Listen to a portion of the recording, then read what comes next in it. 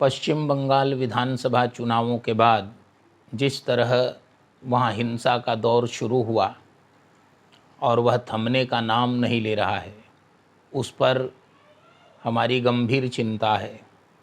हमने पहले भी एक वक्तव्य के माध्यम से राज्य सरकार, केंद्र सरकार और संबद्ध अधिकारियों को हिंसा रोकने के लिए सारे कदम उठाने और अपराधियों को सख्त सज़ा देने का अनुरोध किया था।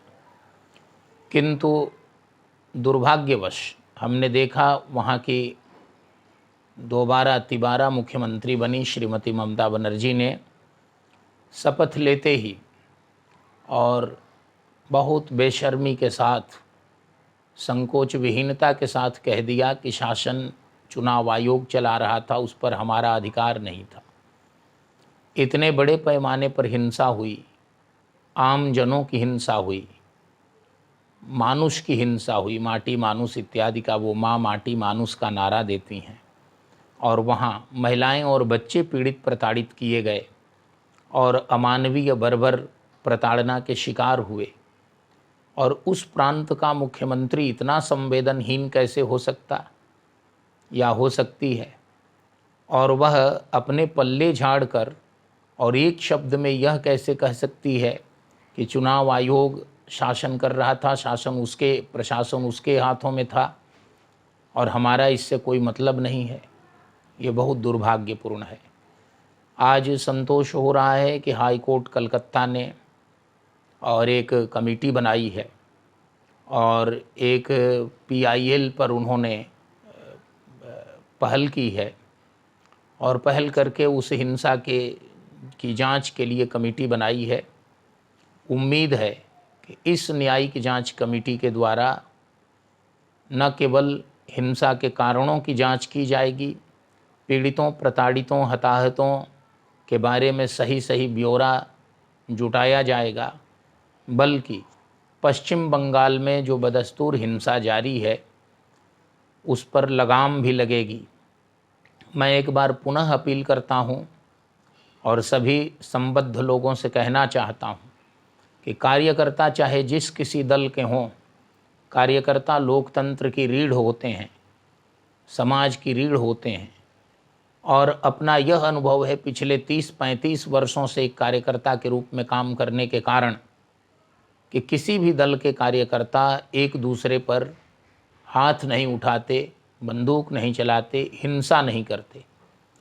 कार्यकर्ता जिस किसी दल के हों, विचार के नाते एक दूसरे का आदर करते हैं। इसलिए कार्यकर्ता यह काम नहीं कर सकते, गुंडे कर सकते हैं, बदमाश कर सकते हैं। और गुंडों बदमाशों को लोकतंत्र के अपहरण की, लोकतंत्र की हत्या की, लोकतंत्र को कलंकित करने की छूट नहीं दी जानी चाहिए। मेरी बार बार प्रार्थना है, मैं बार बार अनुरोध करता हूँ कि चाहे जिस किसी दल के कार्यकर्ता हों, उनकी रक्षा होनी चाहिए। कार्यकर्ताओं की राजनीति को बढ़ावा दिया जाना चाहिए। कार्यकर्ता आधारित राजनीति ही देश में सुराज की, शुचिता की और लोकतंत्र की मजबूती की आधारशिला होती है। इसलिए कार्यकर्ताओं का मान सम्मान होना चाहिए। लोकतंत्र का मतलब मतभेद है। यदि किसी ने किसी को वोट दिया है, अपनी इच्छा के अनुरूप दिया है, तो यह उसका संवैधानिक अधिकार है। इसके लिए उसे बाध्य नहीं किया जा सकता, ना ही उसे चुनाव के बाद दंड दिया जा सकता।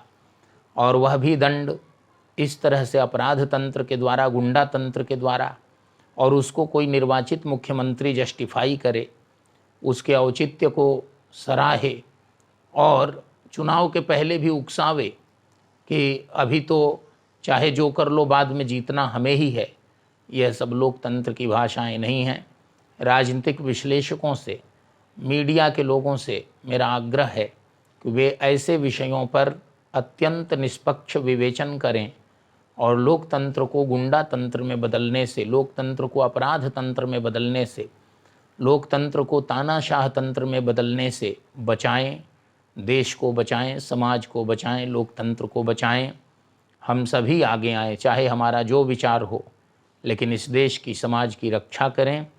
विचारों के वैभिन्न का मतलब यह नहीं होता कि हम एक दूसरे की हिंसा करें, बल्कि विभिन्न विचारों के द्वारा, विभिन्न दलों के द्वारा इस देश का उत्कर्ष करें, देशवासियों की सेवा करें, समाज की सुरक्षा करें और समाज को स्वस्थ, सुशिक्षित, संपन्न, सेवापरायण बनाने में हमारा योगदान हो। यह राजनीति का अर्थ है, यह लोकतंत्र का अर्थ है। बंगाल की ताज़ा घटनाएं अत्यंत चिंताजनक हैं।